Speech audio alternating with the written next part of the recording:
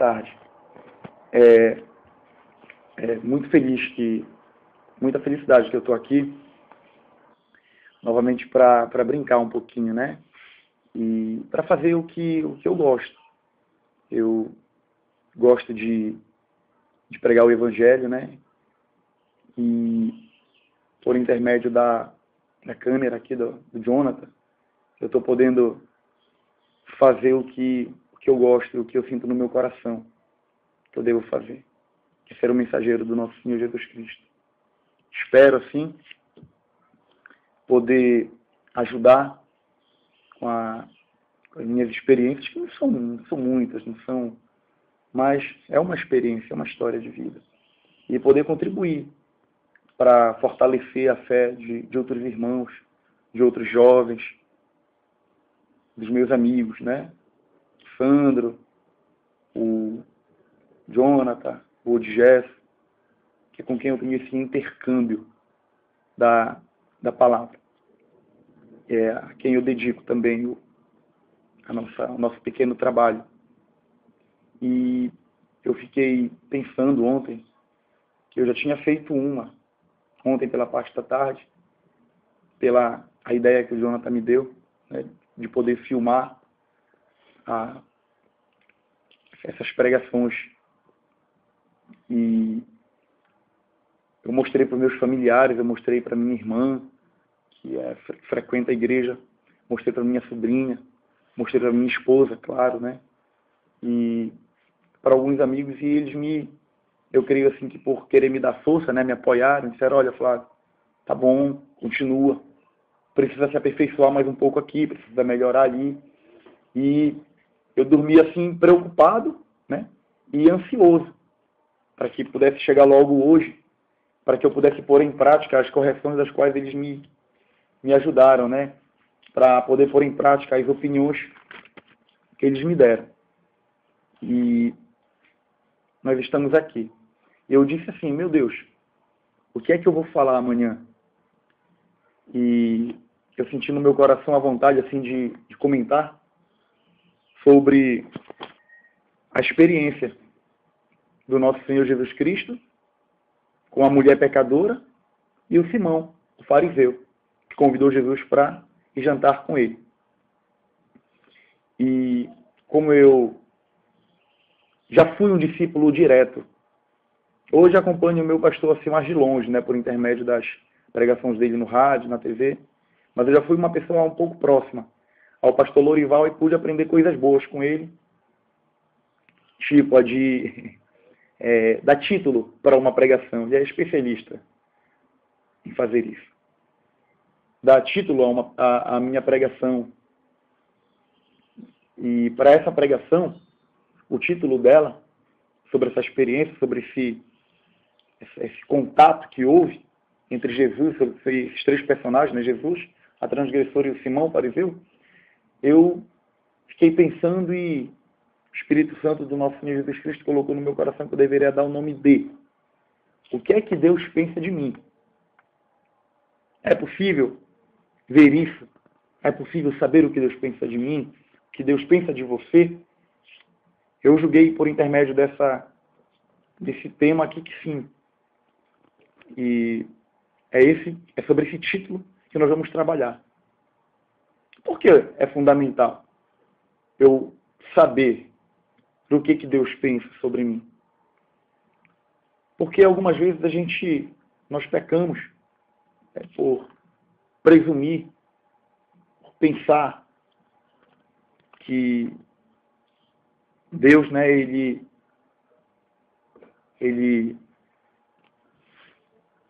me tem como o seu servo predileto. Infelizmente, parece até um pouco engraçado, mas é verdade. Tem pessoas, às vezes, alguns cristãos, irmãos nossos, pensam assim. Por que eles pensam assim? Porque eles agem de uma maneira, querendo transmitir ou dar a entender para as outras pessoas que eles são os prediletos do nosso Senhor. Infelizmente, felizmente não é assim, graças a Deus. São aquelas pessoas que dizem: eu vou orar, né, e tu vai ver a justiça de Deus. Geralmente quando a pessoa se sente ofendida. Né? Ou, isso aí que eu vou falar agora é uma coisa que eu me sinto muito triste por ter que comentar sobre isso, mas é uma outra verdade. Os valores estão um pouco mudados hoje. Por quê? Porque o Senhor disse que nós seríamos conhecidos como seu discípulo se nós nos amássemos, né, mutuamente, uns aos outros. Essa seria a manifestação verdadeira de que eu sou discípulo do nosso Senhor Jesus Cristo.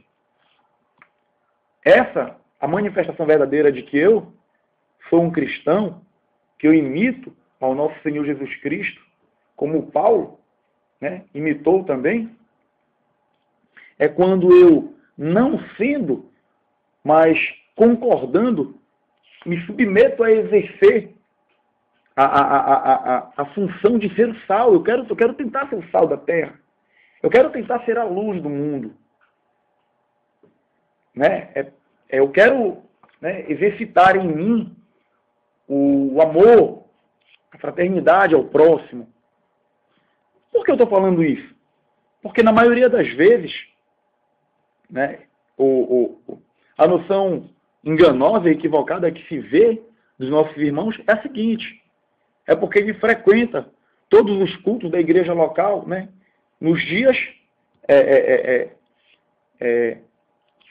proposto pelo nosso pastor.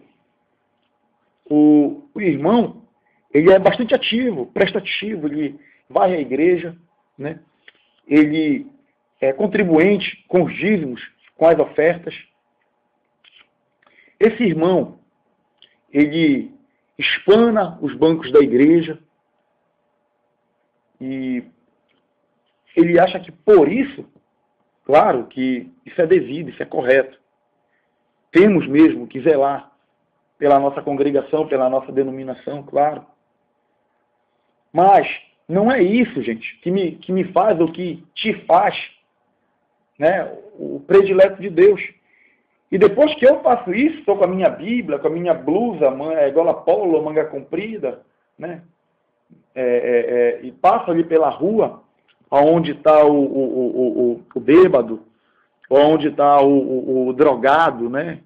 Ou o maconheiro, e eu olho para ele talvez com desprezo, ou para aquele meu vizinho chato, que põe o som alto, se incomoda bastante, né? Temos vizinhos que, hoje, com a moda do techno e do melody, né, põe assim os sons lá nas alturas. E às vezes eu acho que Deus não ama esse cara, que Deus não tem um compromisso ou a pretensão de salvar ele. E eu creio que esse cara, por estar me causando essa ofensa, ele tenha que pagar, né? E o cobrador dos meus desafetos é Deus. Porque eu sou o seguidor fiel. Frequento as igrejas eu frequento a igreja todos os dias. Né? E essa é a noção, às vezes, que eu tenho ao meu respeito. Se Deus quiser, você não tem ao seu respeito, mas que talvez eu sofra desse auto-engano. E quando eu li isso aqui, eu pude perceber que dentro dessa experiência aqui, do Simão com Jesus Cristo, né, o que ele achava dele não era correspondente ao que Deus achava. Por quê? Porque ele convida o nosso Senhor Jesus Cristo para ir jantar com ele, até aí tudo bem, um convite formal, né? Ele já está bem melhor na foto, na história, do que o Nicodemos. Já se sentiu um pouco menos confortável ser visto na presença de Jesus Cristo. Ele estava muito em foco ali, né? Chamando muita atenção, aglomerando, reunindo muitas pessoas, muitos seguidores, muitos ouvintes, né? E talvez o Sinédrio tenha despertado o interesse por ele. Tenha mandado, ou não mandar o Nicodemos, mas enfim, o Nicodemos tem uma curiosidade de querer conhecer ele. E sabendo, buscando se informar de que ele frequentava sempre o Monte das Oliveiras, que era o lugar de refúgio dele, onde ele orava, onde ele tinha a vida dele devocional, particular, né, com o Pai. Nicodemos se informa, pega e vai lá. né? Não seria um bom testemunho dentro ali da aristocracia, né? Da casta dos fariseus, não seria bom ser visto com ele. Mas ele dá um jeitinho. O Simão já não tem essa preocupação, ele já não sofre desse problema. Não, ele faz um jantar para Jesus, para os discípulos, né? E Jesus Cristo chegou lá para jantar com Simão. Se assentou, confortou, acomodou os discípulos. E uma outra pessoa tinha informação de que o homem mais doce da Galileia, do mundo, estava lá. E eu não sei qual era a informação que ela tinha a respeito do nosso Senhor. Eu não sei o que ela pensava, mas por intermédio da manifestação dela, se percebe que ela era uma pessoa muito afim de conhecer, muito afim de ver, muito afim de tocar nele, muito afim de reverenciá-lo, muito afim de deixar claro a paixão que ela tinha por ele. E ela entra e não quer nem saber de nada. Entra aí, se põe assim aos pés dele. Não sei se de alegria, se de tristeza, ela vem e chora. Ela começa a chorar e parece que é um choro muito compulsivo, porque as lágrimas escorrem do rosto dela, vai para os pés dele, e ela enxuga os pés do nosso Senhor com um cabelão solto, né? E aquele cara, o Simão, crente da sua própria pureza, porque a pureza da vida do Simão era algo que fazia parte do cotidiano dele. Simão era fariseu, então ele vivia constantemente debaixo dos ritos, né, da lei mosaica, de purificação, do culto constante, frequentar o templo. Então o Simão, ele acha que está tudo bem entre ele e Deus. Que as obras das quais ele está praticando, né, são suficientes para que possam manter a ficha dele limpa, como mestre. Ele acha que o que ele faz é suficiente.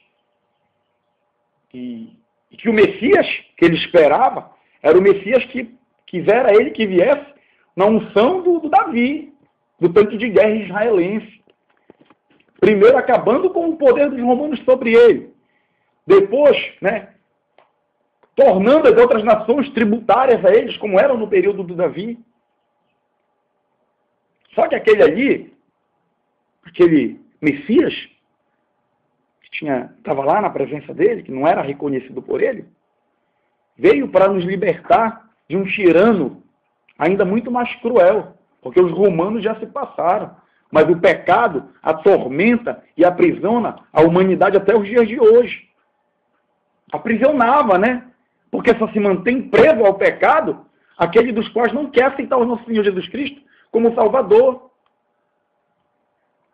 Mas ele veio nessa missão de colocar a chave da liberdade, da prisão do pecado em nossas mãos e dizer: Jonathan, Daniele, Sandro, Odigés, Flávio, está aqui. Essa é a chave da libertação. Se vocês quiserem, em mim vocês podem ser livres. Mas o Simão não estava muito afim não, porque ele se achava autossuficiente. E ele não fala nada, mas ele logo desconfia e põe em dúvida a messianidade do meu Senhor, do nosso Senhor, quando ele diz: se este de fato for a profeta, bem saberia quem era essa mulher e a vida que leva, porque ela é pecadora. E Jesus capta, talvez no olhar meio desconfiado dele, talvez no olhar meio preconceituoso dele, talvez no olhar meio insatisfeito porque aquele determinado ser estava lá dentro da casa dele, talvez poluindo o ambiente de pureza das quais ele acreditava viver,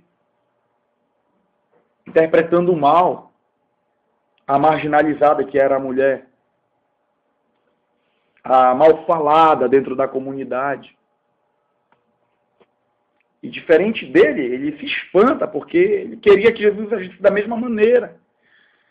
Mas Jesus não faz absolutamente nada que fosse sugestivo a vontade de querer mandar aquela pessoa se retirar, muito pelo contrário. O nosso Senhor Jesus, ele, meu Deus, ele não abraça literalmente, mas ele deixa ela ali perto. Ele deixa com que o choro compulsivo dela, sabe, saia, flua. E aí ele olha para o Simão, e eu brinco assim, de Jesus, ele até manifestou um poder telepático, mas não era. Ele brinca com o Simão e diz, Simão, uma coisa eu tenho a dizer. O Simão diz, fala, mestre. Ele diz assim, Simão, haviam 2 devedores, um credor. Um devia 500 denários, outro 50. Mas, Simão, nenhum dos 2 tinha condição de pagar. E o credor perdoou aos 2. Simão, a minha questão é a seguinte, qual dos 2 vai estimá-lo mais, vai amar mais? Aí o Simão disse, isso é fácil. Aquele a quem ele mais perdoou. Aí Jesus disse, pois é, julgaste correto. Mas por que esse assunto, gente? Olha só, o nosso Senhor Jesus Cristo,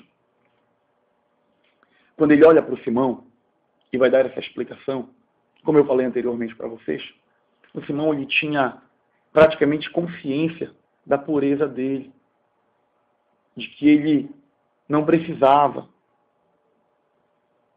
ele não precisava do Salvador, porque ele achava que por intermédio dos ritos de purificações, né, do judaísmo, eram suficientes. E ele achava isso dele. Mas o que é que Deus pensava dele? E esse é o tema dos quais nós estamos abordando. O que é que Deus pensa de mim? E para mim é até um pouco engraçado, porque parece que se o Simão não tivesse pensado, se não tivesse se manifestado daquele jeito, se ele não tivesse tido essa aproximação, um pouco que desastrosa, mas que deu para ele um resultado, ele se aproxima. Né? E quando ele se aproxima francamente de Deus, quando ele chega próximo a Deus, ele vê que essa noção de pureza que ele tinha era errada. Porque o homem não é por intermédio de obras que ele vai alcançar, isso todos nós, pela graça de Deus, nós compreendemos, nós sabemos. Mas o Simão, ele diz, eu sou melhor do que ela, né? O fariseu e o publicano. A gente pode ver isso. A acusação contra outra mulher adúltera, que foi pego. Jesus Cristo chega depois com eles e dizem, olha, aquele dos quais não tem, né? Sabe que não tem pecado? Pode atirar a primeira pedra. Uma coisa assim que eu fico até um pouco assim, encabulado de comentar com os irmãos, é que aqueles fariseus da pedra, eles pelo menos tiveram consciência, mas ainda hoje, gente, a gente passa por determinadas situações na igreja que os nossos irmãos não têm nem essa consciência. E não apedrejam, não. Eles soterram algumas pessoas. Não estão imitando o misericordioso Senhor. Não estão imitando o bom pastor. Não estão acolhendo, apacentando, estão afastando. Estão espalhando. Não estão agindo com amor, com misericórdia. E o Simão ele tem essa noção sobre si mesmo equivocada. Será que eu estou equivocado ao meu respeito? Será que eu tenho feito a coisa correta mesmo? Será que o que eu penso de mim corresponde com a realidade? Será que corresponde com o que Deus pensa de mim? Porque agora nós vamos ver que o Simão estava errado. Porque, olha, quando ele diz que tem 2 devedores, é o Simão e ela. É o fariseu e o publicano. Né? O publicano chega lá com a timidez total do mundo. Né? Consciente das suas impurezas, das suas transgressões. Consciente da sua pobreza de espírito, de que ele era dependente do amor, da graça, da misericórdia do nosso Senhor, e diz, olha, eu não sou digno nem de levantar a cabeça, os olhos perante você. Me faz lembrar da visão do Isaías.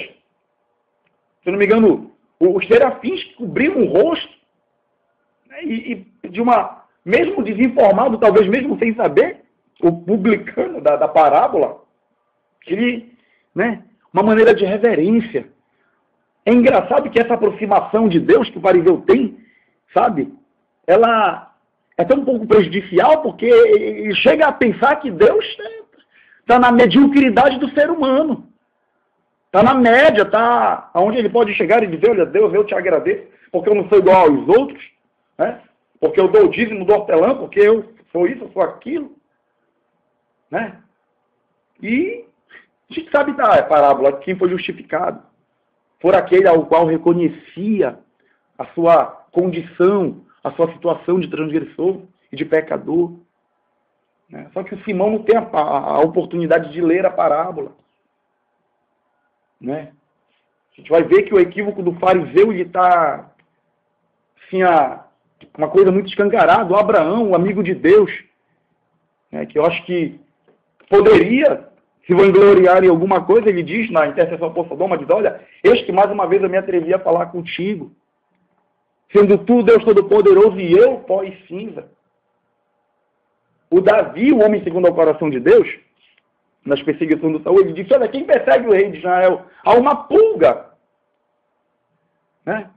O Pedro, que conviveu três belos e maravilhosos anos de aprendizado, de discipulado com o mestre, para não ser, né, comparado, ou seja, completamente, né, para não se equivocar, mas depois ele vai entrar num equívoco aí que eu vou comentar com vocês. Ele, para não ser nem comparado, ele sim, cabeça para baixo. O João Batista, né, o anunciador das boas novas, né, da parúzia de Cristo, ele diz que ele não era digno de desatar nem a correia das sandálias. Mas o fariseu não, o fariseu ele chega de uma maneira, sabe? E esse problema do fariseu, como eu estou comentando aqui com os irmãos, né? Como eu falei que o Pedro cometeu o vacilo dele, foi com Cornélio. Ele chega e diz, olha, Cornélio, tu sabes que não é lícito, né? Isso para evangelizar, para levar as boas novas. Tu sabes que não é lícito com que um judeu, né, se amevende, se assente com outros povos, e aí o Espírito Santo para, né, Deus para não deixar assim com que o Pedro assim cometesse mais alguma outra mancada, já entra ali a manifestação do Espírito Santo, né? E a evangelização dá toda festa, sai tudo bem, porque os propósitos de Deus não podem ser frustrados, né? E o Simão tem essa noção equivocada. Mas o que Deus pensava sobre ele? Vamos lá, me acompanhem aqui, por favor. O tema dos quais nós estamos comentando aqui, me desculpem o fato de ainda não ter explicado para vocês, se encontra no Evangelho de Lucas, no capítulo 7, do verso 36 ao 50. O Evangelho de Lucas está dizendo que é a pecadora que ungiu os pés de Jesus. O que é que Deus pensa de nós? Está claro. Quando ele chega com Simão e diz assim, olha, e voltando-se para a mulher, disse-lhe, Simão, vês esta mulher? Olha o que Deus pensava dele. Completamente diferente daquela noção que ele tinha de ser puro, de ser santo. Eu entrei em tua casa e tu não me deste água para os pés. Esta, porém, regou os meus pés com lágrimas. Ele está reclamando, gente, por incrível que pareça, da hospitalidade do Simão, que se julga o corretão, que se julga o santarrão, o bonzão.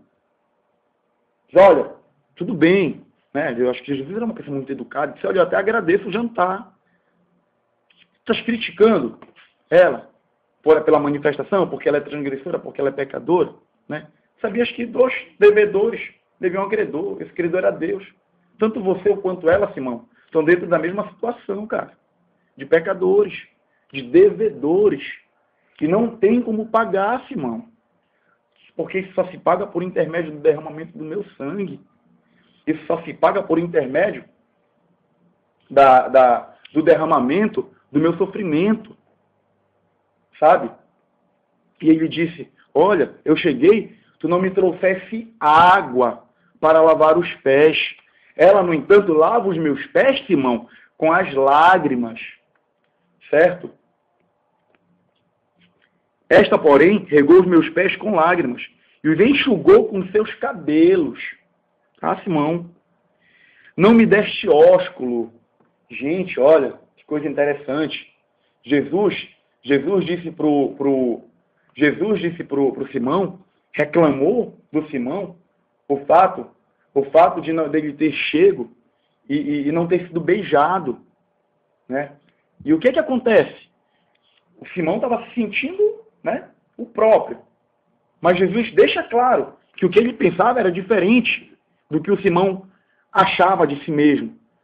Porque ele não teve a consideração de chegar e de beijar-lhe o rosto, de beijar-lhe a testa, de dar um beijo na cabeça, como um sinal de fraternidade, de amizade, né? Jesus Cristo sente falta disso, dessa manifestação humana que o Simão não deu para ele, porque o Simão achou que era o suficiente apenas um jantar. Que mais? Não me deste ósculo. Ela, entretanto, desde que entrei, não cessa de me beijar os pés. Não me ungiste a cabeça com óleo, mas essa com bálsamo me ungiu os pés. Por isso te digo que perdoados lhe são os seus muitos pecados, porque ela muito amou, mas aquele a quem pouco perdoa, pouco ama. Sabe, gente? Então, o que acontece? A questão, francamente, né, Jesus, por ser uma pessoa muito sensível e educada, ele não quis dizer para o Simão, que talvez aquilo poderia ser uma ofensa muito forte para ele, de dizer que ele estava na mesma condição. Então, para aliviar a barra do Simão, o nosso Senhor Jesus Cristo diz, olha, ela como admite, como assume a multidão dos pecados, né, eu lhe perdoo os pecados. E quando eu lhe perdoo os pecados, por serem muitos, né, ela manifesta uma consideração, um amor, dentro dessas proporções, desse perdão das quais eu liberei para ela. Mas como tu achas que tu és uma pessoa jamais purificada, menos dependente de mim, tu vais me amar pouco, porque tu vais interpretar que são poucos a minha manifestação de perdão para contigo. E assim fica claro o que Deus pensava do Simão. Eu entrei na tua casa, tu não me deste água para os meus pés. Eu entrei na tua casa, tu não me deste beijo, tu não me beijaste. Eu entrei na tua casa, tu não me ungiste a cabeça com óleo. Ela, no entanto, tem feito tudo isso nos meus pés. Por isso eu digo para ela que perdoado lhe são seus muitos pecados, porque ela muito amou. E aí, irmãos, fica claro de entender o que Deus pensa de mim. Eu vou me perguntar, o que é que Deus pensa de você? Hein? Será que você tem sido apenas formal? Será que o teu convite para a entrada, para a permissividade de Jesus entrar no teu coração, tem sido mesmo somente dentro da sala? Não tens levado ele para o quarto? Não tens introduzido ele na tua vida? Hein? O que é que... Será que é porque você, nós frequentamos a igreja, porque nós lemos um pouco mais a Bíblia? Será que por viver assim, eu vou achar que Deus ama mais a mim do que as outras pessoas e vou menosprezar as outras pessoas? Quando Jesus Cristo falou que saberiam que nós éramos discípulos dele quando nós nos amássemos mutuamente, como já falei anteriormente. Então, fica essa mensagem, né? E aproveitando aqui a oportunidade para dizer aquilo que o Paulo falou, que examine-se o homem, pois a si mesmo, para que não caia dentro desse auto-engano, para que não pense que é melhor do que o seu próprio semelhante, para que não pense que é melhor do que ninguém.